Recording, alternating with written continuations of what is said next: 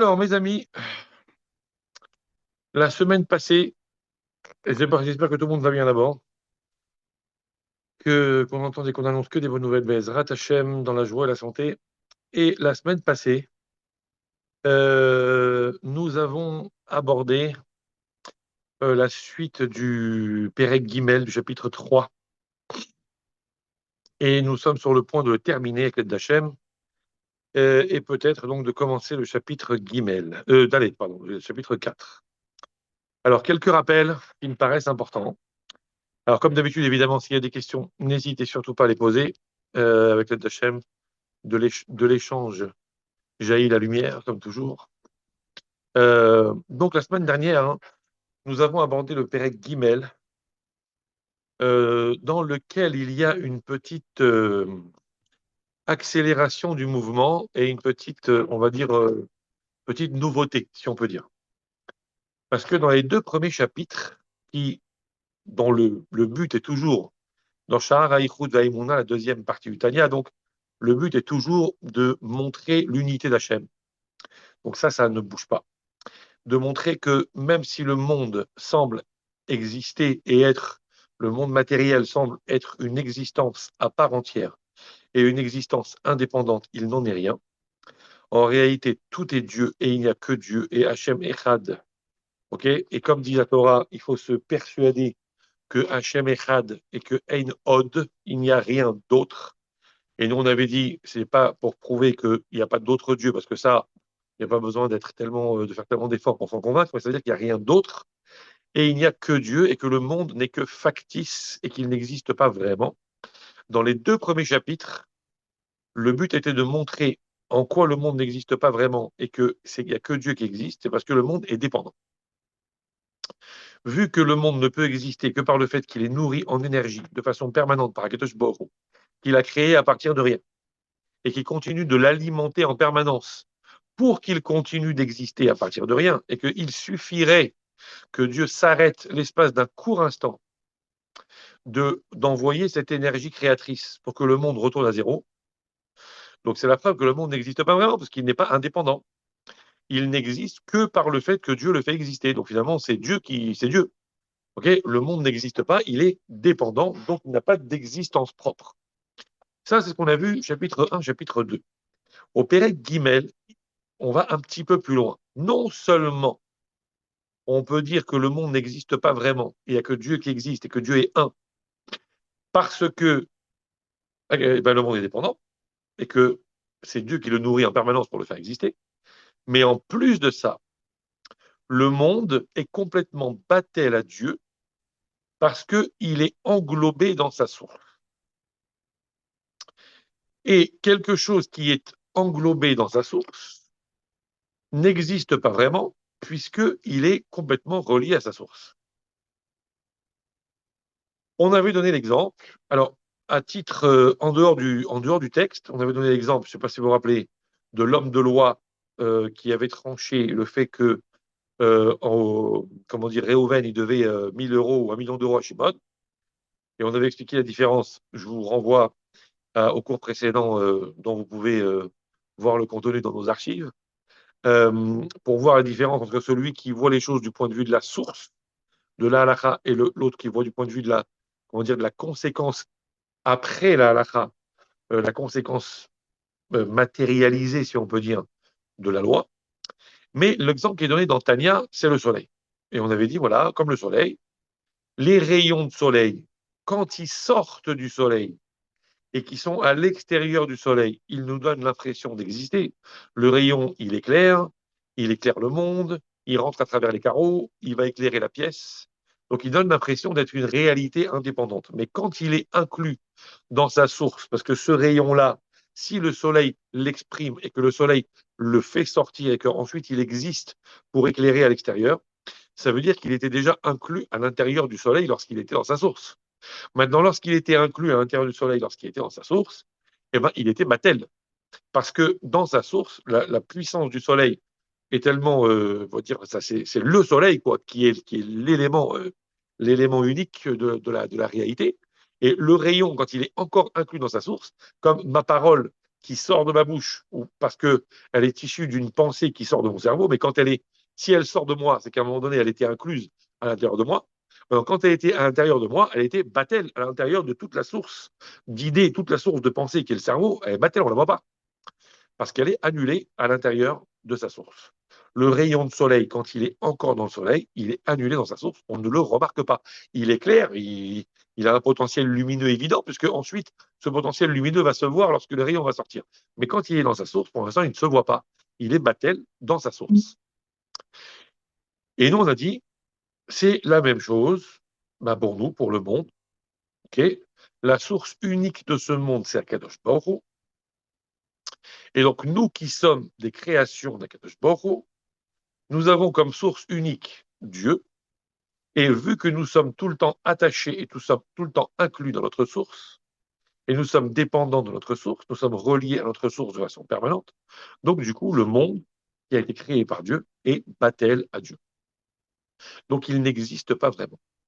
Okay, et nous, on s'était arrêté à l'exemple du soleil, et on avait un tout petit peu introduit la dernière fois, juste pour donner un peu la couleur de ce qu'on allait voir aujourd'hui, que, attention, c'est vrai que le machal, comment dire, l'image qui a été donnée par Tania est juste dans le sens où on comprend très bien l'histoire du rayon de soleil, et on comprend très bien l'idée, mais attention, il y a quand même quelques différences notoires comment dire, à mettre en valeur par rapport à la comparaison avec Dieu. C'est ce qu'on va voir tout de suite. Et on va voir que pour Akadosh Baruch Hu et la création, c'est encore plus flagrant. L'idée qui est, comment dire, qui est exprimée ici, elle est encore plus forte, encore plus flagrante par rapport à Akadosh Baruch Hu et la création que par rapport au soleil et au rayon du soleil. Okay, alors, je vous renvoie au texte pour ceux qui l'ont sous les yeux. C'est toujours le Pérec Guimel qu'on avait envoyé autrefois en électronique. Ouais, dans l'édition la plus classique, page 156, c'est-à-dire en termes de pagination hébraïque, Daf Ain Chet Amud Bet. Et pareil, c'est donc la quatrième ligne, et au milieu de la ligne, à peu près, Veka Devari Maele Mamash. Et donc, c'est Kadevari Maele, c'est exactement comme ces choses-là. Ça veut dire exactement comme on a vu à propos du soleil. C'est exactement la même chose qu'il faut comprendre par rapport à Akadosh Baruch Hu. Ok, donc si tout le monde y est, avec l'aide d'Hachem, nous allons démarrer. Je retrouve ma page sur mon écran.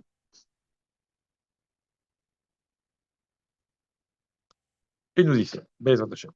Vechadvarim ha'ele mamash. Et c'est vraiment comme ces choses-là réellement. Ça veut dire comme on a vu l'exemple du soleil, le rayon, quand il est inclus dans la boule du soleil, quand il est inclus dans sa source, il est battel, invisible, imperceptible.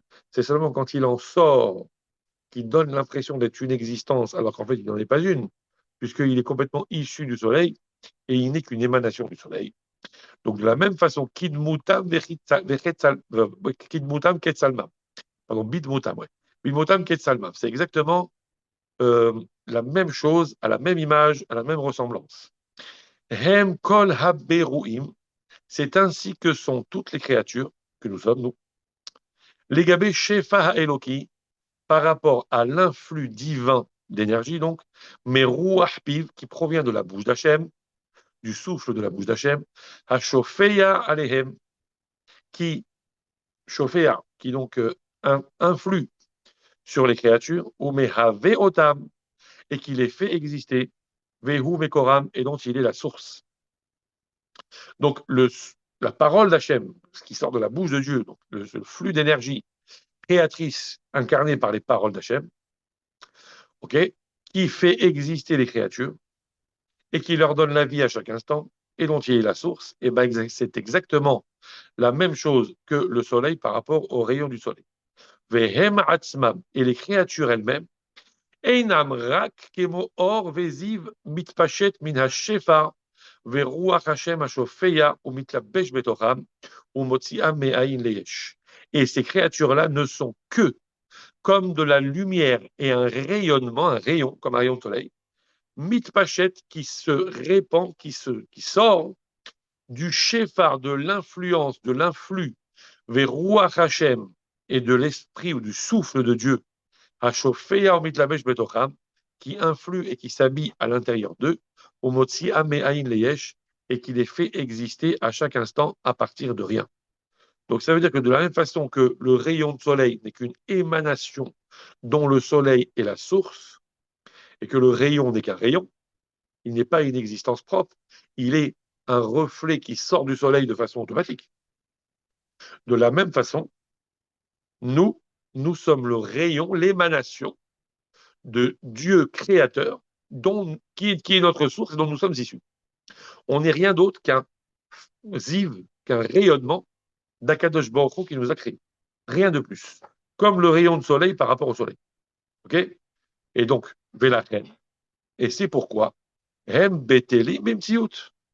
Les créations, les créatures que nous sommes, sont Beteli Bimtiout, sont complètement annulées et n'existent pas. Les Gabé Mekoram, par rapport à leur source, exactement Kemo Or Hashemesh, comme la lumière du soleil, chez Batel Bimtiout, qui est complètement annulée, Venershav le Aïn va Efes Mamash, et qui est considérée comme rien du tout, comme zéro, qui, lorsqu'elle est dans le soleil proche de sa source, inexistant parce qu'elle est incluse et englobée dans sa source. Ve'enonikra beshem yesh klal, et elle n'est pas appelée, le rayon de soleil n'est pas appelé au nom de yesh, au nom d'une existence du tout, keshehu bimkoro, lorsqu'il est inclus dans sa source, parce qu'il n'existe pas encore. C'est comme la pensée que je viens d'avoir là, la parole que je viens de vous dire, qui était à un moment donné incluse dans mon cerveau, à ce moment-là, elle n'existait pas. Pourtant, elle existait puisqu'elle était déjà là. Sinon, d'où elle est sortie si elle n'était pas dans mon cerveau? Donc elle était là. Mais elle était incluse dans sa source, donc on ne peut pas parler de quelque chose qui existe. Puisque je vous rappelle que même en français, étymologiquement, exister, ça vient du latin, ça veut dire ex sistere, se tenir, se trouver à l'extérieur. Donc tant qu'on n'est pas à l'extérieur de sa source, on n'existe pas encore. Si on est encore englobé dans sa source, on n'existe pas. Donc c'est pareil. Et nous qui sommes englobés dans notre source et qui sont reliés en permanence à notre source, qui nous fait exister en permanence, c'est-à-dire à Kadosh Baruch Hu, qui nous fait exister et qui nous ramène de zéro, du Aïn va Efes, mais Aïn Leyesh, de rien à quelque chose, et qui nous amène à l'existence en permanence, ça veut dire qu'on n'existe pas vraiment. Rak tachat hashamayim. C'est seulement sous le ciel, on parle du rayon de soleil, sous le ciel, c'est-à-dire une fois qu'il est sorti du soleil, chez En Sham Mekoro, que à ce moment-là, il n'est plus dans sa source, à ce moment-là, oui, on peut l'appeler Yesh, le rayon de soleil, on peut l'appeler qu'il est existant, qui donne l'impression d'exister, parce que là, effectivement, il est sorti du soleil, et donc il donne l'impression d'être une réalité à part entière. Le rayon, tu le vois. Il est sorti du soleil, il est sous le ciel maintenant, donc tu le vois, le rayon. Mais quand il est dans le soleil, tu ne le vois pas. Pourtant, il est là, puisqu'en potentiel, il est dans sa source. Il existe potentiellement. OK? Et donc, nous sommes, nous, la même chose. Émanant de la source qui s'appelle Dieu, on existe, ou on n'existerait que si on sortait à l'extérieur de notre source. Mais comme on est rattaché à notre source, on est battel, donc inexistant. Le monde n'existe pas. On va continuer 2 minutes. Vekach, de la même façon, kol abruim, toutes les créatures de l'univers. Ein nofel alehem shem yesh klal. On ne peut pas leur imputer le nom de yesh, le nom d'une existence, quelque chose qui existe, klal du tout. Et là, les reines et bassar shelanu. Si elles n'existent ou si on leur attribue le nom de yesh, de quelque chose qui existe, c'est seulement les reines et bassar shelanu, c'est seulement à nos yeux, à nous, nos yeux de chair, chez ein anu roim ou masigim klal et hammakor. Parce que nous, nos yeux ne peuvent pas voir, ne peuvent pas percevoir la source qui est Dieu, chez Ruach Hashem, Ham Otam, qui est le souffle d'Hachem, la parole de Dieu, qui fait exister. Comme nous, on ne voit pas la source, alors on a l'impression que le monde existe. De la même façon, il y a le soleil qui est là, il y a le rayon de soleil qui en sort. Tant que le rayon il est englobé dans le soleil, il n'existe pas. On ne peut pas dire qu'il existe, puisque il est dedans. Donc il n'existe pas. Une fois qu'il sort du soleil et qu'il n'est plus dans le soleil, et que donc nous ne voyons plus, entre guillemets, le lien qu'il y a entre le soleil et le rayon, à ce moment-là, on peut dire que le rayon est un yesh, est une existence. De la même façon, nous sommes englobés dans Akadosh Baruch Hu, puisque Dieu, c'est la source de tout. Donc nous sommes englobés dans notre source. Donc on n'existe pas vraiment, on est Batel. Alors on ne peut pas nous appeler Yesh. Alors comment ça se fait qu'on dit que le monde existe? Ah ben le monde existe seulement à nos yeux, à nous. Comme nous ne pouvons pas voir le Makor, on ne peut pas voir la source d'origine de notre existence, qui est l'énergie divine, qui est la parole de Dieu créatrice, qui est en nous et qui nous fait exister. Comme on ne peut pas la voir, donc c'est assimilé à la situation du rayon qui est loin du soleil et dont on ne voit pas l'origine du soleil. Et donc, comme on ne voit pas la source qui s'appelle Hachem, et donc on ne voit pas le Makor, on ne voit pas notre source, donc on a l'impression qu'on est une création indépendante en dehors de sa source. Comme on ne voit pas la source, alors on a l'impression qu'on existe, et donc on est déclaré, on s'auto-déclare Yesh, on est quelque chose, comme le rayon de soleil quand il sort de sa source. Okay. Et c'est pourquoi, c'est pour ça qu'à nos yeux, on a l'impression de voir Gashmiut Anivraim, la matérialité des créatures. Vehomram et leur matière, ou Mamacham et leur côté tangible, leur côté réaliste matériellement parlant. Chez Hem Yesh Gamo, on voit que ça existe. Ce mouchoir, c'est pas du display quand même, non? Ce téléphone, il existe, là, cette paire de lunettes, il existe, tout existe. Tout est là. Ok? Qui est Moshenir et Or Hashemesh, Yesh Gamo, que chez Korot, de la même façon que quand la lumière du soleil, on le voit comme un Yesh Gamo, comme une réalité à part entière, lorsqu'il est en dehors de sa source. Donc nous, étant apparemment déconnectés de notre source, enfin, ne voyant pas la source, on nous voit, nous, comme une réalité en dehors de sa source, et donc on s'appelle Yesh. D'accord? Donc ça, c'est le machal, et c'est le parallèle avec le machal. Soleil de mon pays perdu, soleil, rayon de soleil dans le soleil inexistant, rayon de soleil qui s'éloigne de sa source, Yesh, c'est une existence. Nous sommes issus d'un accord qui s'appelle Dieu, nous sommes englobés à l'intérieur d'Hachem, mais comme Hachem, on ne le voit pas, eh ben, on en revient à dire, c'est comme le rayon de soleil sans le soleil. Donc c'est le rayon de soleil loin du soleil, il existe. Donc nous aussi, on est dans Hachem, mais comme Hachem, on ne le voit pas, alors on nous voit comme une existence. Le machal, il ressemble très bien. Sauf que non. En fait, le machal, il ne ressemble pas. C'est ce que va dire Tania maintenant. On va le voir tout de suite dans le texte. Mais le machal ne ressemble pas parce qu'il y a quand même une petite différence entre le soleil et Dieu. C'est que le soleil, réellement, il a une limite. Réellement, il s'arrête. Le soleil, il est comme ça, voilà, c'est un volume. À un moment donné, le soleil s'arrête et le rayon de soleil commence parce qu'il sort de la géographie qui s'appelle soleil. Parce que le soleil, aussi gros qu'il soit, aussi volumineux, aussi puissant qu'il soit, il est limité géographiquement. Donc à un moment donné, le rayon de soleil va finir par en sortir. Et il en sort pour de vrai. Alors qu'à Kadosh Baruch c'est pas comme ça. À Kadosh Baruch on n'en sort jamais. Parce que Dieu n'a pas de limite. Dieu, il est infini. Il est la source de tout l'univers. Et l'univers, il est englobé à l'intérieur d'Akadosh Baruch et rien n'est en dehors de Dieu. Il n'y a pas un moment donné où tu dis, non mais là, je suis sorti du giron d'Akadosh Baruch donc j'existe. Il n'y a pas, ça n'existe pas. C'est pas possible. Donc du coup, le machal, il a sa limite là. On comprend grâce au machal du soleil, on comprend l'idée de pourquoi on a le sentiment d'exister, pourquoi à la base on est battel à Dieu parce qu'on est englobé dans notre source, mais pourquoi on a le sentiment d'exister parce qu'on ne voit pas le lien entre le rayon et le soleil.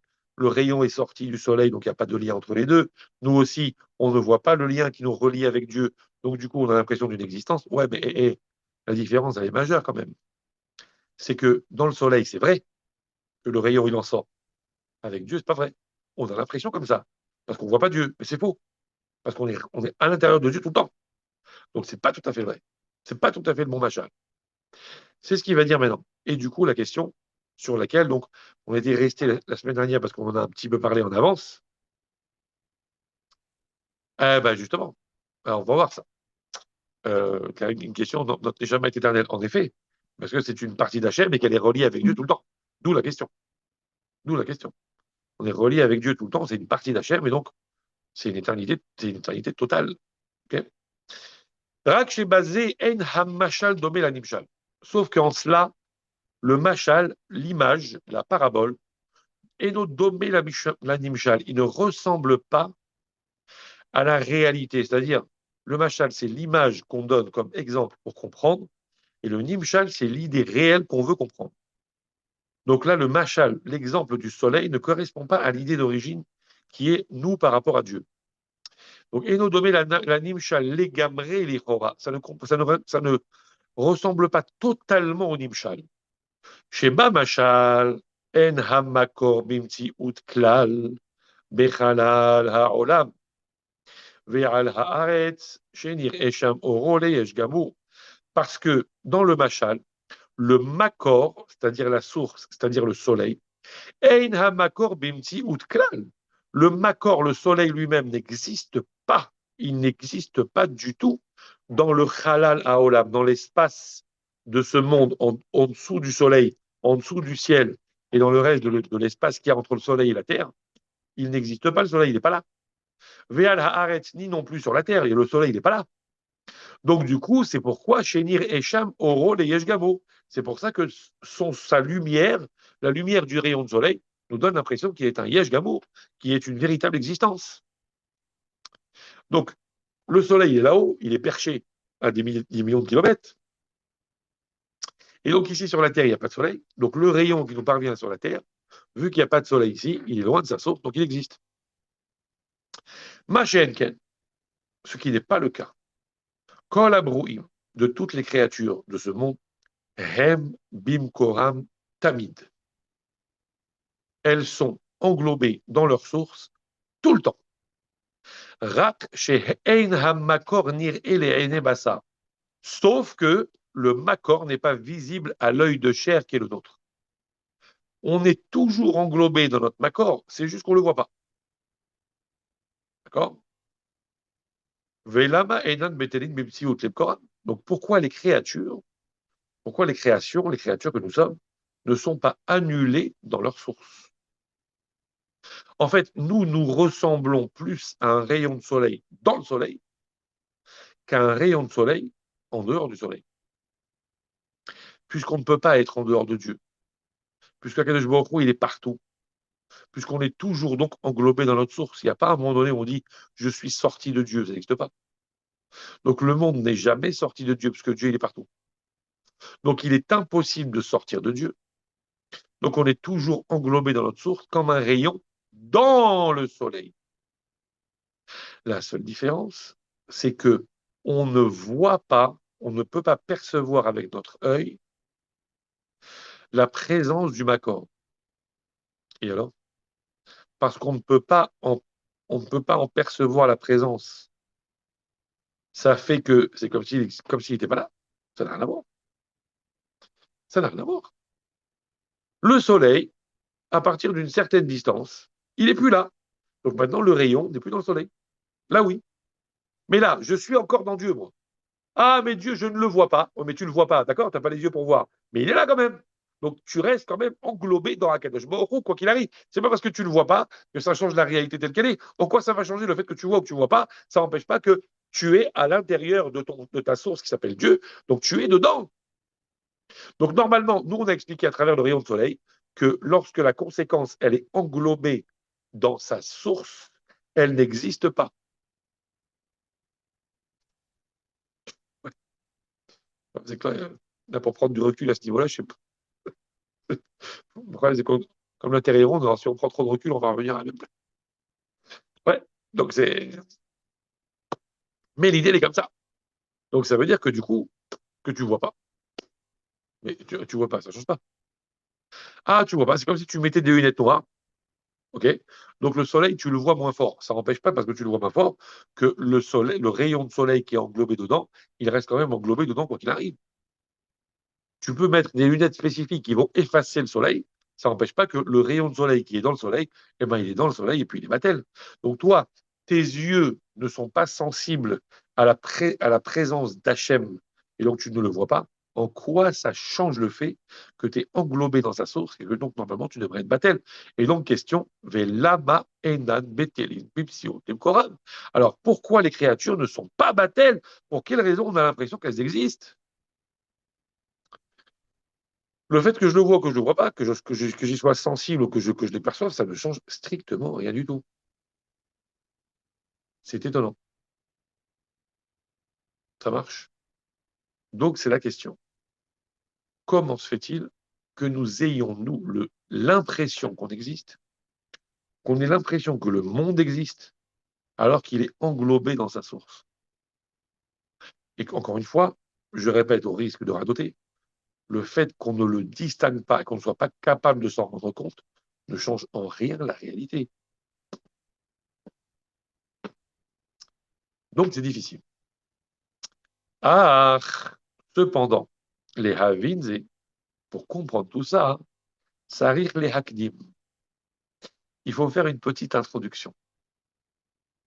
Et le Père Guimel s'arrête là-dessus. Il va falloir introduire, il va falloir comprendre, et donc il va falloir faire quelques petits mots d'introduction pour comprendre. Et le Père Guimel s'arrête là-dessus. Ça veut dire que le Père Guimel, il nous laisse sur notre faim de oh, je ne comprends pas comment se fait-il que j'ai le sentiment d'être quelque chose. On ait le sentiment que le monde existe comme une existence à part entière, comme un rayon en dehors du soleil, alors qu'il est englobé dans sa source. Je ne comprends pas. Faut m'expliquer comment moi, je me regarde, j'ai l'impression d'exister. Le monde, il est quand même tangible. Non, la table, c'est une table. Ok, la kippa, c'est une kippa. Le monde, c'est le monde. Le mur, c'est le mur. Donc, quand même, je suis pas fou. Ça existe, non? Alors, comment ça se fait que ça existe? Alors qu'englobé dans sa source, normalement, tout devrait être complètement battel et inexistant. Et donc, ça va être l'objet du 4e chapitre dans lequel on va développer tout cela. La vérité, c'est que c'est pas seulement le 4e chapitre, ça va continuer un peu plus loin. Vous allez voir que la géographie, elle est un peu étrange ici. Le 4e chapitre va commencer à expliquer, puis ensuite, on va rentrer dans une parenthèse qui, a priori, n'a pas grand-chose à voir avec le système. Et ensuite, on va retrouver notre sujet au Pérec Vav, au 6e chapitre. Mais la fin du 4e, où commence une parenthèse, et le 5e, ont l'air d'être un petit peu en dehors de la réflexion. Mais on y arrivera en son temps, Bezrat Hashem. Donc maintenant, le 4e Pérec démarre. Et le 4e Pérec, qu'est-ce qu'il nous dit? Le 4e Pérec, il va amener un passouk de Télim que nous connaissons bien, surtout si on évolue dans des communautés sfaradiotes, puisque à l'introduction des Ktoret de Mincha, avant de commencer à proprement parler les Ktoret, chez Sfaradim, on dit d'abord un petit Teilim d'introduction.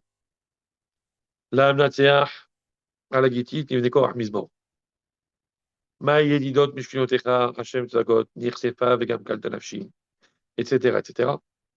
Et dans ce Mizmor là-bas, il est écrit Ki Shemesh Umagen Hashem Elohim, Chen Vechavod Loim Latov, etc.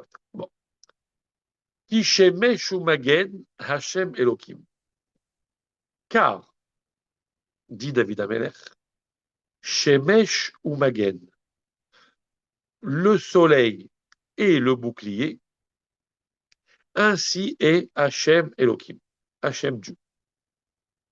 Qui Shemesh Umagen, comme le soleil, comme un soleil et un bouclier, ainsi est Hashem Elohim, ainsi est Hashem Dieu.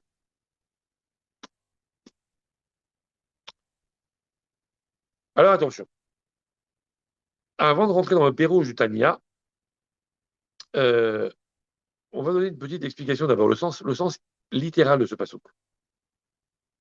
Le sens littéral de ce passouk, ça veut dire Hashem Elohim, Hashem Dieu. C'est pas pour rien qu'on l'appelle avec deux noms, parce que chaque nom est révélateur d'une attitude, comme on l'a déjà dit plusieurs fois. Quand Dieu a dit à Moshe Rabbeinu, Ehiye Asher Ehiye, littéralement, quand Moshe Rabbeinu a demandé à Hashem son nom, parce qu'il a dit, mais je vais aller en Égypte, et les bénis Israël vont me demander comment je t'appelle, qu'est-ce que je vais leur répondre? Il lui a répondu, Ehiye Asher Ehiye. Ça veut dire, je suis qui je suis. Ça veut dire, je suis appelé, mon nom est en fonction de mon attitude. Ok, j'ai un nom en fonction de ma conduite. Quand je me conduis avec miséricorde, je m'appelle comme ceci. Quand je me conduis avec rigueur, je m'appelle comme cela. Quand je me conduis en étant combatif pour faire gagner la guerre, pour mener Israël face aux assaillants, je m'appelle encore autrement, et ainsi de suite, ainsi de suite. Donc, ayez, Hachem, ayez. Je serai nommé comme je serai en fonction de mon attitude. Donc ici, Hachem et Elohim, c'est deux noms. Nous, on sait que Hachem, Yud Vavke, c'est l'idée de la bonté, de la miséricorde, en fait, de l'élan vers l'avant, de ce qui va au contact avec l'extérieur. Alors que Elohim, au contraire, c'est la rigueur, c'est ce qui retient, c'est ce qui contient, c'est ce qui limite la rigueur. OK? Dit David Amelech, Hachem Elohim est comme un soleil et un bouclier. C'est quoi un soleil? Un soleil, c'est ce qui diffuse. Ça donne la lumière, ça donne la chaleur, ça donne l'énergie. Donc, c'est un distributeur, un soleil. Un magen, c'est un bouclier, ce qui protège. Donc, Hachem, le donneur, le distributeur, et Elohim, le limitateur, c'est comme un soleil et un bouclier. À Kadosh Baruch Hu. Et il nous donne la bracha, et il nous donne de quoi manger, et il nous donne de quoi vivre, et il nous donne tout ce que vous voulez, et il nous donne, il nous donne, il nous donne, comme un soleil qui inonde, qui inonde, qui inonde, qui donne, qui donne, qui donne. Et en même temps, il nous protège. Ok? Il est les deux. Il est notre bienfaiteur et notre protecteur. Shemesh ou Magen. D'accord? Ça, c'est le sens sain. Maintenant, le sens un petit peu plus approfondi, tel que le Tanya va nous l'expliquer, c'est pas Shemesh ou Magen. Il est à la fois un soleil et à la fois un bouclier. Shemesh ou Magen, c'est les deux dimensions d'une même chose.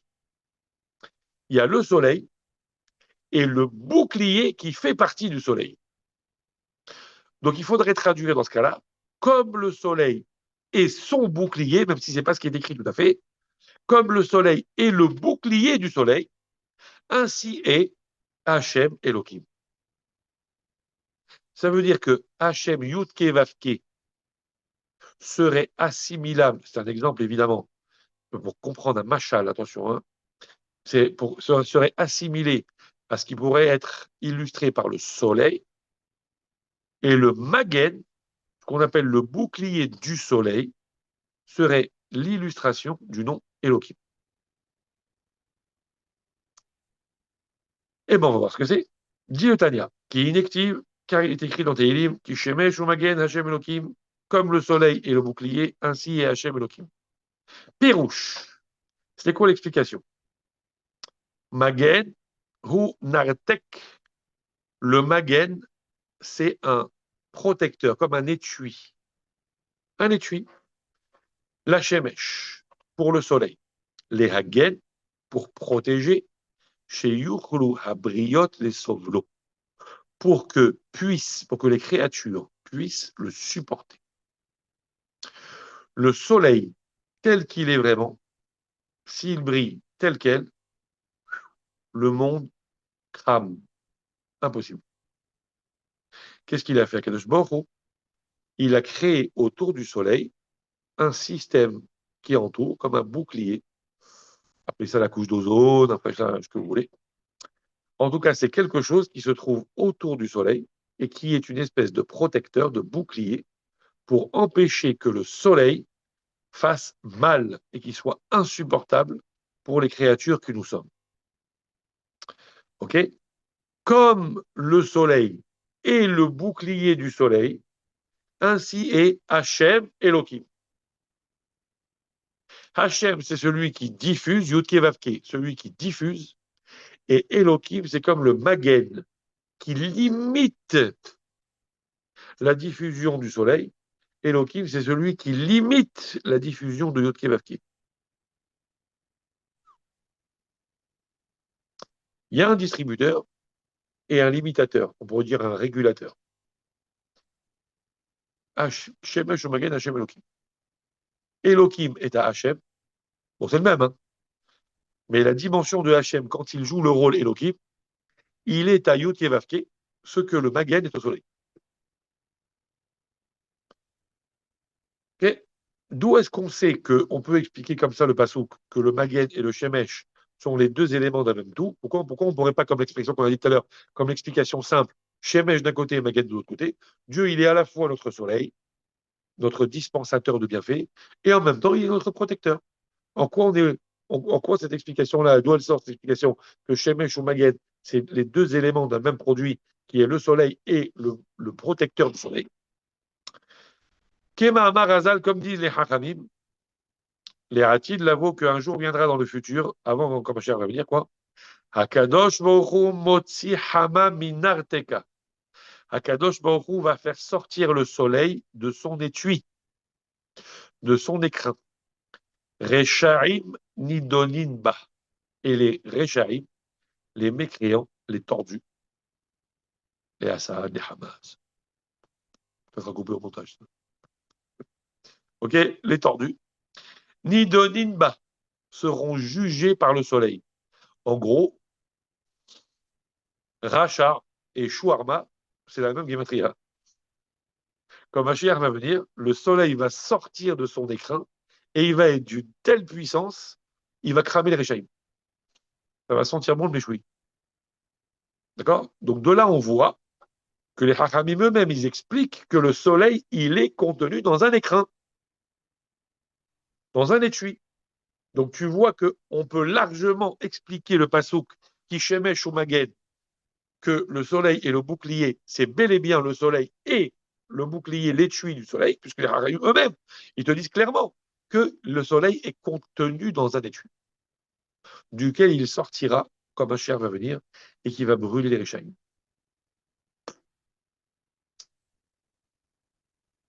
Alors, on avait déjà expliqué, ça c'est une petite parenthèse, on avait déjà expliqué, hein, parce que bon, ça fait quand même mal l'idée, le soleil va venir, il va cramer tout le monde, on a l'impression que on a l'impression qu'on va faire un truc, bon, alors peut-être que c'est au sens simple, hein, je sais pas, on verra bien, quoi, mais peut-être que ça veut dire vraiment que ça va sentir vraiment le grillé, ça je sais pas. Mais il y a une explication qui est, en fait, le soleil, c'est quoi le soleil dont on parle ici? C'est la lumière de la vérité. C'est-à-dire que Kadosh Baruch Hu va refaire apparaître la lumière originelle qu'il a cachée lorsque Adam Arishon a fauté. À la base, il y avait une lumière extrêmement forte, qui était la lumière de la vérité, tout simplement. Aujourd'hui, on peut se permettre de faire des bêtises. Enfin, on peut se permettre. Je veux dire par là que ça peut arriver, voilà, qu'on fasse des bêtises. Ou ça peut arriver qu'on justifie ces bêtises. Ou ça peut arriver qu'on continue de penser de travers. Parce que le monde est plongé dans l'obscurité. Le monde est plongé dans le mensonge. Donc, on peut se baratiner à se rassurer soi-même en se disant ouais mais tu comprends c'est pas grave, oui mais tu comprends je peux continuer parce que oui mais tu comprends il n'y a pas que moi, oui mais tu comprends c'est pas si grave, oui mais tu comprends là, là. Parce que le monde du mensonge il est aussi auto-mensonge.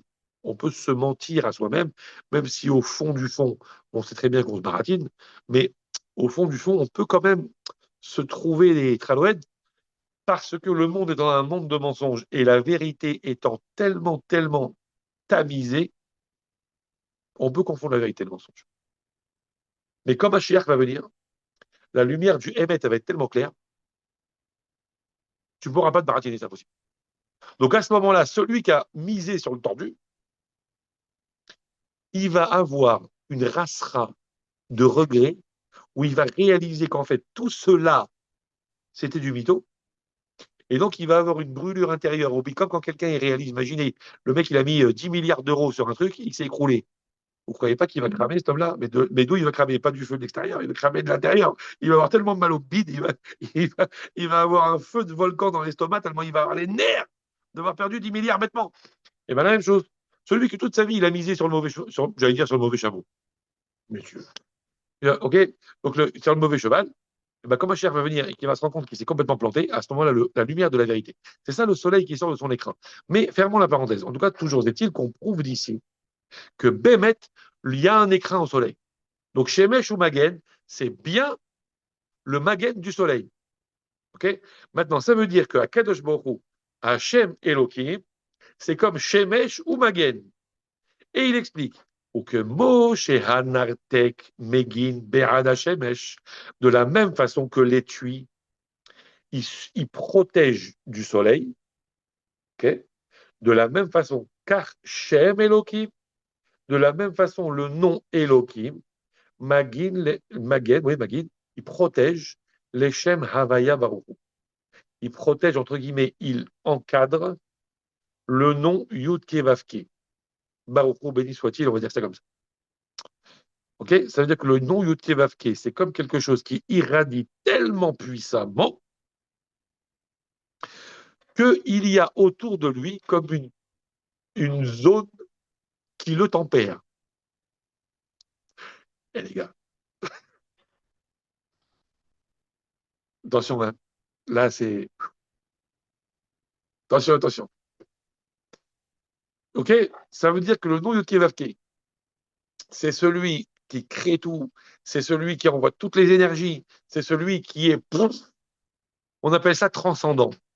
Mais comme c'est un mot hyper pompeux et hyper relou, alors bon, on va laisser de côté. Mais c'est un peu l'idée. Ça veut dire que c'est tellement puissant que si tu le laisses tel quel, c'est trop puissant. Donc il faut quelque chose qui tempère cette dimension, qui tempère cette énergie. Ça, c'est Elohim. Elohim, c'est un températeur, modérateur, comment on appelle ça? Limitateur.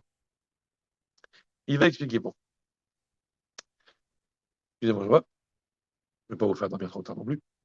Des Shem Havaya, car le nom Havaye, c'est-à-dire le nom Yudke Vavke, en fait, hein, on fait exprès de le mettre à l'envers pour pouvoir le dire, parce que sinon on ne peut pas le dire. Et en plus de ça, ça nous fait prendre conscience que Havaya, ça veut dire l'existence. Yud Kevavke, c'est celui qui fait exister. À part ça. Donc le Shem Havaya Baruch, le Shem Yud Kevavke, Perusho, c'est quoi son explication? Chez Mehave et Akol Mehaïn Leyesh. Pourquoi Akadosh Baruch Hu s'appelle Yud Kevavke? C'est Milachon Hava, Rove, Havaya, celui qui fait exister les choses en permanence, Mehaïn Leyesh, à partir de rien. Ça marche? Rove, c'est le verbe être, le verbe exister. Donc Dieu, il fait Mehavé, il fait exister. Vehayud, et le Yud qui est au début, Yud qui est Vavke. Meshameshet al hapeula, shehu belashon hove vetamid. Le Yud, il sert pour décrire une action qui est dans un langage hove, présent, vetamid et permanent. Petit cours de grammaire. Normalement, le Yud, au début d'un verbe, détermine le futur. Alors, le futur en hébreu, il y a un radical, parce qu'il y a certaines formes de verbes, certains temps au passé, par exemple. Le passé, c'est un radical et une terminaison. OK? Par exemple, parlons du verbe ledaber, qui veut dire parler. Dibar ti, dibar ta, diber, dibar nous, dibar tem, etc. Donc vous voyez que c'est toujours le même radical, dalet, bet, resh, diber, auquel on rajoute une terminaison. Dibar ti, dibar ta, diber, il n'y a pas de terminaison, dibar nous, etc. Le passé, ça se décline avec des terminaisons. Le futur, ça se décline avec non pas des suffixes, mais des préfixes, avec des lettres au début du verbe. Donc, par exemple, daber, toujours, au futur, je parlerai à daber, un aleph d'abord, à daber, je parlerai. Té daber, tu parleras. Yé daber, il parlera. Okay. Au lieu qu'il y ait radical, terminaison, il y a radical et précédé par un préfixe, soit le aleph à la première personne, soit le tab à la deuxième personne, singulier au pluriel, soit le yud à la troisième personne, singulier au pluriel, soit le nun à la première personne du pluriel. Nedaber, nous parlerons. Ok. Donc le yud, c'est la lettre du futur à la troisième personne. C'est-à-dire quand on parle de la réalité commune, ou même quand on parle même de l'impersonnel. Ok. Ça veut dire que comme en français, les Havdil, l'impersonnel, c'est toujours à la troisième personne. Par exemple, il pleut. Ouais, c'est la troisième personne. C'est-à-dire que quand il y a un phénomène qui ne que c'est pas quelqu'un qui, c'est un il impersonnel. Mais l'impersonnel où il faut, c'est pas un sujet, c'est pas une personne. Mais ça se décrit à la troisième personne. Bah, les Havdil, la troisième personne, c'est l'idée de la structure généraliste. Que même l'impersonnel, ça se décrit à la troisième personne. Donc le yud de la troisième personne du futur, ça décrit le futur. Mais ça décrit aussi l'idée du présent continu. En hébreu, c'est pas comme en anglais. Les Havdil, où il y a le présent continu, enfin, il y a le présent simple pour le présent normal ou le présent qui peut arriver une fois dans je ne sais quoi ou qui décrit une action ponctuelle. Puis il y a le présent continu qui désigne le présent qui dure. I am going, je vais. Ok. Je suis en train d'aller. Bon. Je suis allant. Bon. D'accord. En hébreu, il n'y a pas. Mais par contre, quand on veut dire un présent qui dure, ou un présent qui est récurrent, ou quelque chose que l'on fait de façon habituelle et de façon très, très, très, très récurrente, ou de façon très, très, très continuelle, on emploie le yud du futur. Par exemple, dit le texte, qui est Rashi, comme Rashi explique sur un pasouk dans Yov, Kacha Yaase Yov Kol Hayamim. Ainsi faisait Yov tous les jours. On nous explique ce qu'il faisait Yov. Ses enfants, des fois, ils faisaient un peu la fiesta, ils faisaient un peu, c'était des jeunes, quoi. Ils faisaient, voilà, ils faisaient un peu la bamboula, tout ça. Et donc, Yov, lui, chaque jour, il apportait un korban pour que si jamais ses enfants, ils ont dit des bêtises, quand ils ont un peu trop bu, s'ils ont blasphémé, s'ils ont fait quelque chose qu'il ne fallait pas faire, etc., il apportait un korban pour expier, pour que Hachem pardonne ses enfants s'ils ont fait des bêtises. Ainsi avait-il l'habitude de faire. Kacha Yaase, c'est pas un futur, que ça va passer, ça raconte ce que Yov faisait. Mais comme il le faisait de façon récurrente, il le faisait tout le temps, c'était un présent continu. Donc on veut décrire l'idée de la continuité par le Yud. Ok, ainsi a-t-il fait, ainsi fait-il, ainsi fera-t-il. Bon. Donc le Yud, c'est l'idée de quelque chose qui est permanent. Donc dans le nom Yud Ke Vav Ke, le Yud, c'est l'idée de Rové. Ça veut dire celui qui fait exister Yud de façon permanente. Donc le nom Yud Ke Vav Ke, c'est le nom qui désigne l'idée que Dieu, il fait exister, il fait exister, il fait exister de façon continuelle et permanente. Tout le temps. Ok? Des haïnos, c'est-à-dire Achayut hanishpar bechol rega mamash bechol habruim. La chayut, la vitalité qui est nishpar, qui est distribuée à chaque instant dans toutes les créatures, mimotza pi Hashem, de ce qui sort de la bouche d'Hachem, verucho et de son souffle, ok? Mais bechol rega mamash à chaque instant. Omehave otam, et qu'il les fait exister, mais aïn leyesh, à partir de rien, bechol rega à chaque instant. Ki lo dailahem, bema shenivreu besheshet yemi bereshit. Parce que ça ne suffit pas. Le fait qu'ils aient été créés pendant les 6 jours de la création, l'iyot keyamim basé, pour pouvoir exister avec ça. Akadosh Baruch Hu, il les a fait exister à Bereshit, ça y est, maintenant ils existent. Ah, mais attention, ça ne suffit pas pour qu'ils puissent exister. Parce qu'ils ont existé, hop, ça y est, Dieu les a fait sortir à partir de rien. Mais si Dieu, comme on a déjà dit dans Perek Aleph et Bet, si Dieu n'est pas derrière pour renvoyer une dose d'énergie toutes les fractions de seconde, ah bah c'est bien, ça existe, et puis hop, ça existe. Donc il faut, puisque ça vient de rien, donc c'est tout le temps, comme on avait dit pour la mer Rouge, que vu que la mer, elle a cette tendance-là, que sa nature, c'est de faire comme ça, donc pour pouvoir la mettre en l'air, il faut que Dieu, il souffle tout le temps, tout le temps, tout le temps, tout le temps, pour aller contre sa nature. De la même façon, ça vient du néant. Donc le néant, sa nature, c'est de retourner au néant, puisque ça vient de là. Donc si on le fait exister, pour pouvoir l'arracher au néant tout le temps, il faut le faire exister tout le temps. Donc il faut l'alimenter en énergie tout le temps, tout le temps, tout le temps. C'est ça, Yud Kevavki. Le Yud qui est Mehavé, le Yud qui fait exister tout le temps. D'accord? Donc Akadosh Baruch Hu, le nom Yud Kevavki, c'est le nom de celui qui donne, qui distribue, qui donne, qui distribue, qui donne, qui distribue en permanence. D'accord? Ça, c'est le nom Yud Kevavki. Et donc Elohim, c'est quoi? On verra. C'est celui qui limite les effusions, ce qu'on va dire, le Magen. On n'a pas encore fini de parler de Yud-Kevavki. On va voir c'est quoi, ça veut dire quoi Yud-Kevavki, ça veut dire quoi le fait de donner, ça veut dire quoi le fait de distribuer, ça veut dire quoi cet épanchement-là, Yud-Kevavki, c'est celui qui irradie, comme dans le monde matériel, le soleil, dans le monde, dans le monde en général et à un niveau exponentiel, rien à voir avec le soleil, c'est Akadosh Baruch Hu qui fait exister tout. Donc c'est celui qui répand, qui répand, qui répand son énergie. OK? Et on va voir que cette notion de Yud-Kevavki, qui est donc la notion de celui qui donne, de celui qui distribue les énergies. Comment on appelle celui qui distribue les énergies? Celui qui donne, celui qui gratifie, celui qui donne, qui donne, qui donne, qui donne, c'est Chesed. La notion de Chesed, Yud Kevavke, c'est Chesed. C'est celui qui donne. Comme on verra, ça s'appelle Gdoula, comme on dit Lecha Hashem HaGedoula. C'est la grandeur. Et après la Gdoula vient la Gvura, Elohim, on verra. Bezrat Hashem.